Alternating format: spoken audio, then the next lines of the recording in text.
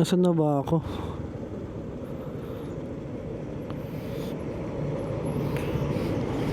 Parini sa Lokban. Lokban na pala ako.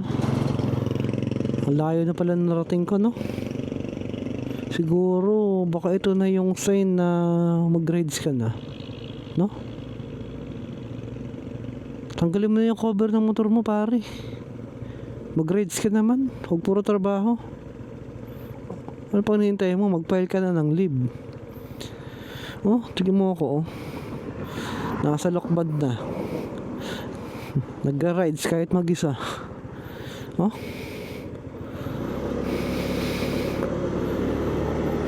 Napakasarap ng feeling mag-rides, oh.